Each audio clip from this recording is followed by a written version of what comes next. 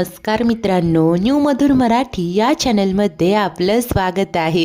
घरोघरी मातीच्या चुली या मालिकेच्या आजच्या एपिसोडमध्ये ही नर्स म्हणते की काल मला विशालचा फोन आला होता आणि तेव्हाही त्याने फोनबद्दल काहीच सांगितलं नाही. उलट तो म्हणाला की त्याचे नवीन शूज टेबलजवळ आहेत आणि त्यावर नीट लक्ष ठेव म्हणून. आता जानकी आश्चर्याने बोलते की काय शूजकडे लक्ष ठेव? कोणीही शूजची कितीही आवड असली तरी असं का सांगेन ना की शूजकडे लक्ष ठेव म्हणून. ताई, नक्कीच तिथे काहीतरी असेल. तुम्हाला माहिती आहेत का ते शूज कुठे आहेत ते? ही नर्स होकार देते. तेव्हा जानकी बोलते की प्लीज प्लीज मला तिथे घेऊन चला. हे बघा, आपल्याला काहीतरी क्ल्यू नक्कीच मिळेल. ते ऐकून ही नर्स म्हणते की ठीक आहे, जर तुम्ही मला विशालचा खुनी पकडण्यात मदत करणार असाल तर मी देखील तुमची मदत करेल, चला. आणि दोघीही आता निघालेले असतात. त्याच वेळेस इकडे घरी असलेला ऋषी जानकीशी संपर्क करण्याचा प्रयत्न करतो, परंतु तिचा फोन नॉट रिचेबल येतो. त्यामुळे तो आता आणखीच अस्वस्थ होतो. तिथे नक्की काय घडत असेल याचीच त्याला काळजी वाटत असते. त्यानंतर तो ठरवतो की मी जानकीला मेसेज करून ठेवतो, म्हणजे ती रेंजमध्ये आल्यावर मला कळेल आणि तिलाही माझा मेसेज पोहोचेल. त्यामुळे तो आता तिला मेसेज करतो की जानकी, तू जिथे कुठे असशील तिथे जपून राहा आणि काही वाटल्यास मला फोन कर. आता तो वाट पाहत असतो. इतक्यात आता काही क्षणांनी जानकीचा मेसेज येतो की मी ठीक आहे, तुम्ही आराम करा. आता जानकीचा रिप्लाय आल्याने ऋषीच्या जीवात जीव येतो. त्यानंतर तो मात्र विचार करतो की या मेसेजचा रिप्लाय आलाय, पण मग कॉल का लागत नव्हता? जाऊ देत, सध्या जानकी सुखरूप आहे ना, हे महत्त्वाचं आहे.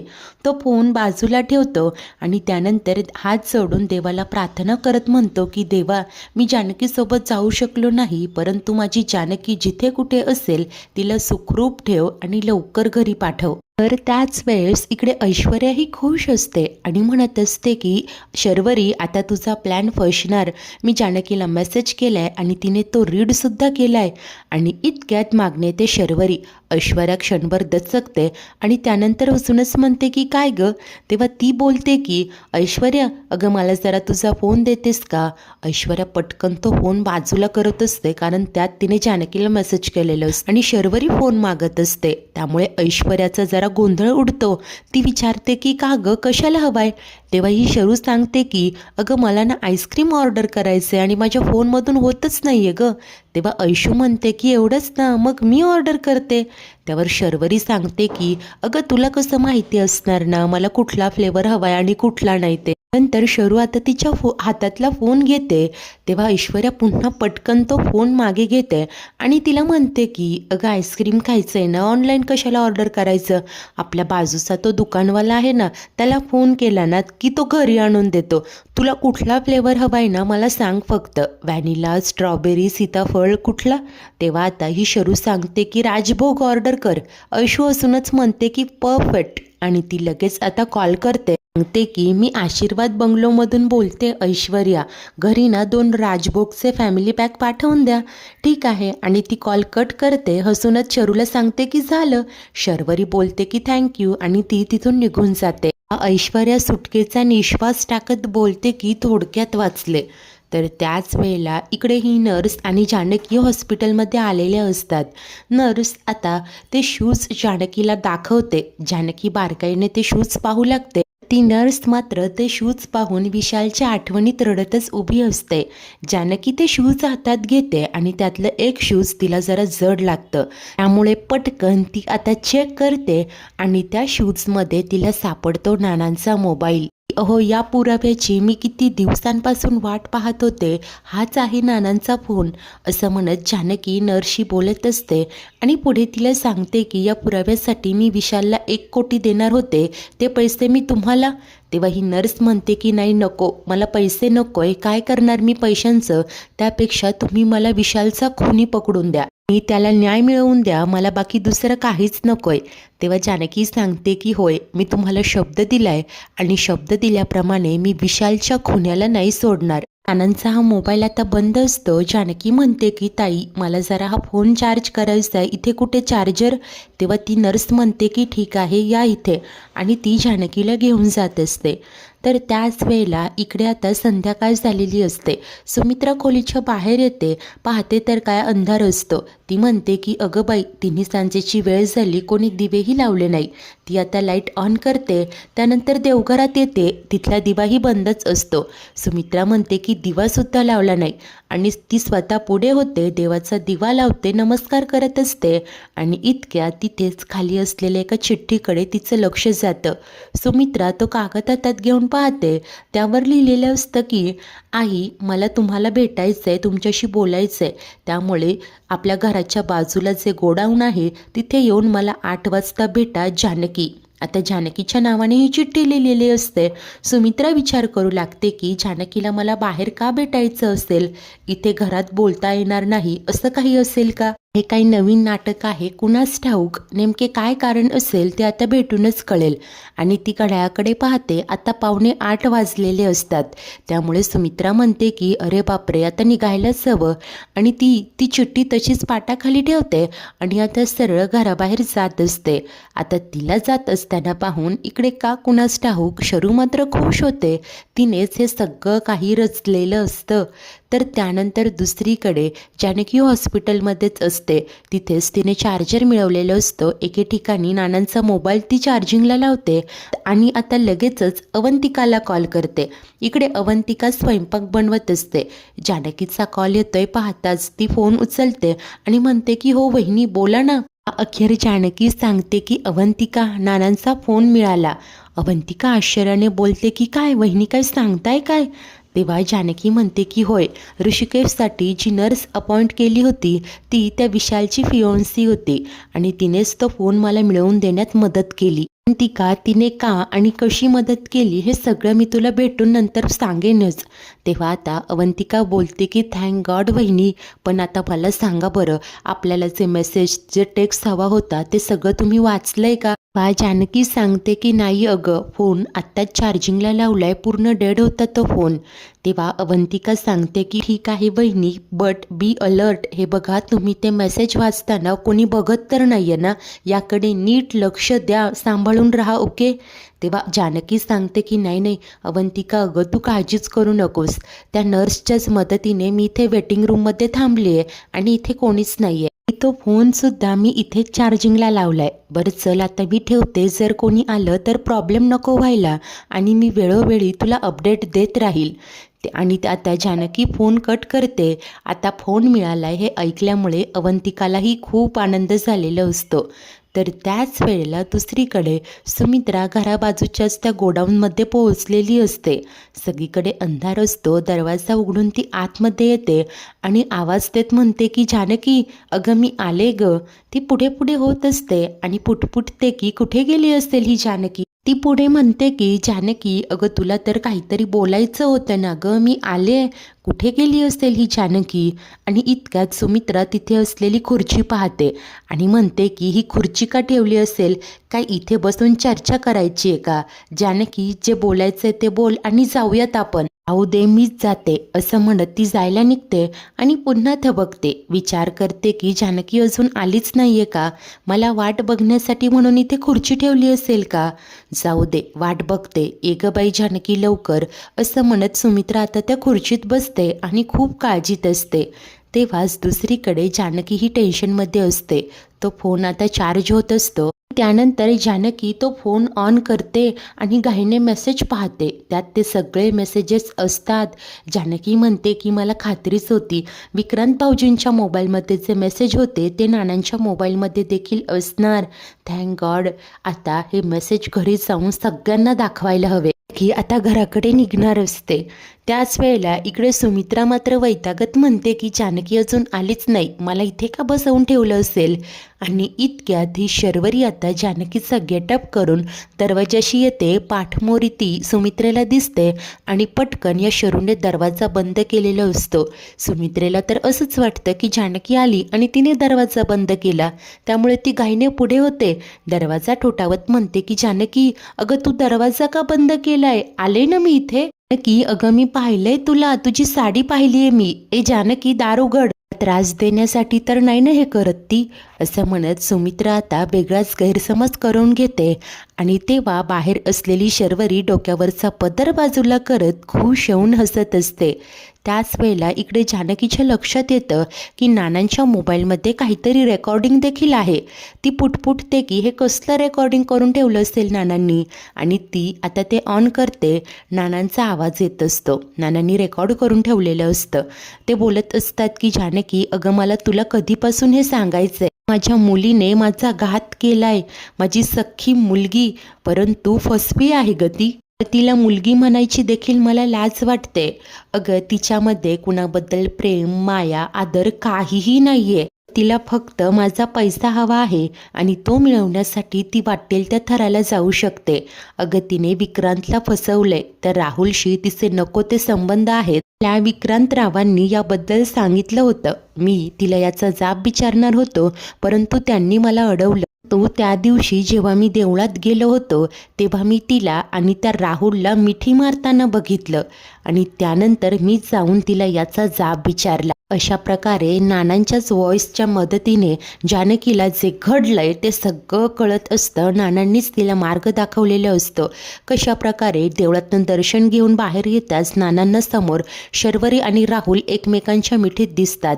रागात येऊन नाना पुढे होतात आणि शर्वरीला जाब विचारतात की हे सगळं काय आहे. ती मात्र म्हणते की नाना ते मी.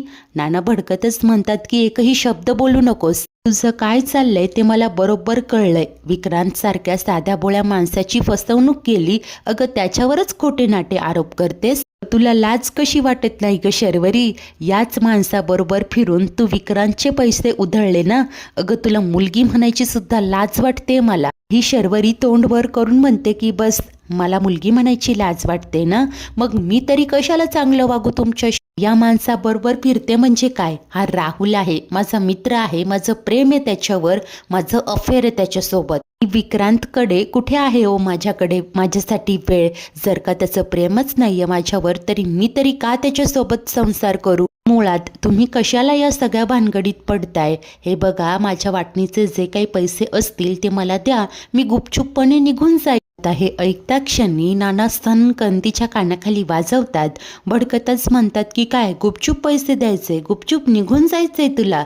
एक गोष्ट लक्षात ठेव, जोपर्यंत मी जिवंत आहे तोपर्यंत माझ्या संपत्तीतला एक छडामही तुला मिळणार नाही. आता हे सगळं काही जानकी त्या व्हॉइस मेसेजमधनं ऐकत असते. नानांचा आवाज येत असतो. जानकीला आता जे काही घडलं ते कळत असतं. तर इकडे रेकॉर्डिंगमधले नाना म्हणत असतात की मी एक छदामही देणार नाही. हे म्हटल्यानंतर शर्वरी अचानक चिडली आणि तिने माझ्या डोक्यात दगड घातला.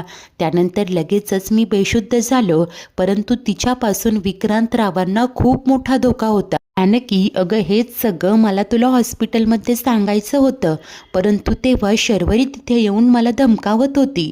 ती म्हणाली की जर मी सगळं खरं सांगितलं तर ती सुमित्रेला मारून टाकेन. आणि आता त्यानंतर जानकीला आठवत असतं की कशा प्रकारे हॉस्पिटलमध्ये जखमी असलेले नाना म्हणत होते की मला तुला शर्वरीबद्दल काहीतरी सांगायचं आहे, परंतु त्याच वेळेला मागे शर्वरी उभी असते आणि खानाखुणा करत नानांचा आवाज ती दाबते, बंद करते.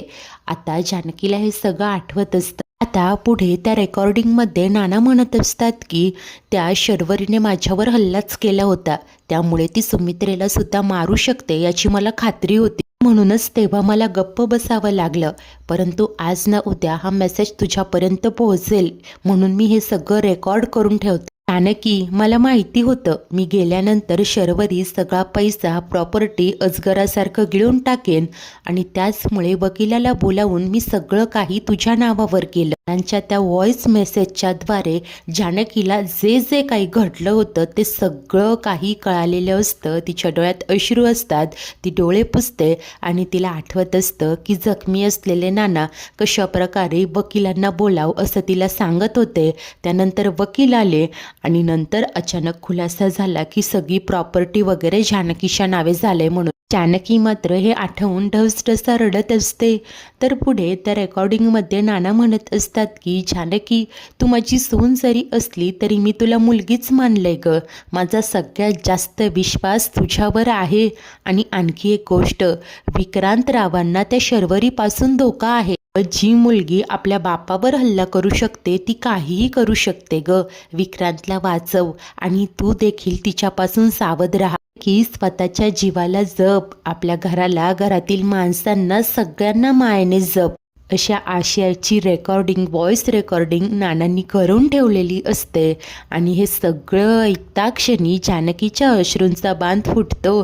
तो मोबाईल कवटाळत ढसढसा रडूनच ती म्हणत असते की नाना, तुम्हाला दिलेला शब्द मी पाळेल. तुम्हाला दिलेला शब्द मी विसरले नाहीये नाना. मी आपल्या कुटुंबाला एकत्र जोडून ठेवेन, सगळ्यांना जपेन ना. आपलं कुटुंब मी कधीच विस्कळीत होऊ देणार नाही. त्यानंतर रागाने पेटून उठत ती म्हणते की आणि ज्याने कोणी तुमचा खून केलाय त्या गुन्हेगाराला मी कधीच सोडणार नाही. तर त्याच वेळेला इकडे सुमित्रा गोडाऊनमध्ये बंद असते आणि तिथे अचानक धूर यायला सुरुवात होते. ही नीच शर्वरीच हे सगळं घडवून आणत असते. आता या धुरामुळे बिचाऱ्या सुमित्रेला खूप त्रास होत असतो, ठसका लागत असतो. तर तेव्हाच इकडे जानकी मात्र म्हणत असते की माझा संशय होताच, या सगळ्यामागे शर्वरी वंश आहेत. शर्वरी वंशांना त्यांच्या दुष्कर्माची शिक्षा मिळणार. शर्वरी वंश तुमच्या पापांचा घडा आता भरलाय. माझ्यापासून तुम्हाला कोणीही वाचवू शकत नाही, कोणीच नाही. वा, नानांचा हा फोन आता माझ्या हाती लागलाय. जानकीला घरी जाऊन सगळ्यांना ते दाखवायचं असतं, पोलिसांना देखील कळवायचं असतं. मी तुम्हाला सोडणार नाही असं म्हणत जानकी निघणार. इतक्यात आता तिच्या मोबाईलवर एक मेसेज येतो. त्यात या राहुलने सुमित्रेला जेव्हा त्रास होत असतो तो व्हिडिओ बनवलेला असतो. तो व्हिडिओ जानकीला सेंड केलेला असतो. जानकी सुमित्रेची ही अवस्था पाहते आणि राहुल म्हणत असतो की मला माहिती आहे तुला पुरावा मिळालाय. जर का तुझी सासू जिवंत हवी असेल तर तो पुरावा घेऊन गोडाऊनजवळ ये. तर रामनाम सत्य होण्याआधी पोहोच तिकडे, वाट पाहतोय मी. मात्र जानकी घाबरते. आईंना हे असं कोणी दाबून ठेवलं असेल? हा आवाज तर ओळखीचा वाटतोय. राहुल भाऊजी, हा आवाज राहुलचाच आहे हे जानकी ओळखते आणि ज्या नंबरवरनं व्हिडिओ आलेला असतो त्या नंबरला कॉल करते. परंतु तो फोन आता बंद करून ठेवलेला असतो. ती वैतागून म्हणते की हा फोन का बंद येतोय? एक काम करते, आईंना फोन करते. ती सुमित्रेचा नंबर डायल करते, तिच्याशी संपर्क करण्याचा प्रयत्न करत असते. तेव्हाच इकडे सुमित्रा मात्र वाईट अवस्थेत असते. वाचवा, कोणीतरी वाचवा असं म्हणत तिला धापा लागत असतात. श्वास घ्यायला त्रास होत असतो कारण या नीच राहुल आणि शर्वरीने तिला डांबलेलं तर असतंच, शिवाय तिथे धूर वगैरे सोडून तिची वाईट अवस्थाही केलेली असते. मदतीसाठी आता आवाज देत म्हणत असते की वाचवा, कोणीतरी वाचवा, मला काय होतंय काहीच कळत नाहीये असं म्हणत तिच्या जीवाची आता घालमेल सुरू असते. नंतर सुमित्रा आता बेशुद्ध होते. तेव्हा जानकी पुन्हा पुन्हा तिच्याशी संपर्क करण्याचा प्रयत्न करत असते. ती आता पुरती घाबरून जाते. हा आवाज तर राहुल भाऊजींचाच होता. नाही, जी अवस्था त्यांनी नानांची केली ती आईंची व्हायला नको. मी असं होऊ देणार नाही असं म्हणत जानकी आता तिकडे निघणार असते. मित्रांनो, आजचा एपिसोड तर इथेच संपतो. तर पुढील भागात आपण सगळेच ज्याची वाट पाहत होतो ते घडलेलं असतं. शर्वरी आणि जानकीचा आमनासामना होतो. आता ही शरू जानकीला म्हणते की नानांचा खून कोणी केला याचा शेवटचा पुरावा नानांचा तो फोन. आणि तेव्हाच इकडे हा राहुल नानांचा तो फोन एका झाडाला लटकून जाळून टाकतो. जानकी धावतच येते. फोन जळून खाली पडलेला असतो. तेव्हा ही शरू खुश होऊन जानकीला म्हणते की शेवटचा पुरावा देखील गेला ग जानकी वहिनी. खाली रडत असलेली जानकी रागाने उठते आणि म्हणते की तुला माहीत असलेला तो शेवटचा पुरावा, पण हे बघ नानांची डायरी. हा विषारी खेळ सुरू केलाय तू, परंतु आता वनवा पेटवणार मी असं म्हणत जानकीने आता या शर्वरीच्या विरोधात शंखनाद केलेला असतो. मित्रांनो, या लढाईत जानकीची जीत कशी होणार? जिंकणार तर जानकीच आहे, नानांना न्याय मिळणार आहे. परंतु या सगळ्यात आता स्टेप बाय स्टेप ती शरूला स्थळो की पळो कसं करणार? सुमित्रेचा जानकीबद्दल असलेला गैरसमज कसा मिटेल? सुमित्राचा जीव वाचलेला असेल का? इकडे नक्की काय काय घडेल? ऐशू आणि जानकी ट्रॅप कसं रचणार? सगळंच काही पाहणे उत्सुकतेचे ठरेल. अशाच नवनवीन भागांच्या डेली अपडेट्ससाठी आपल्या न्यू मधुर मराठी या चॅनलला नक्की सबस्क्राईब करा. धन्यवाद.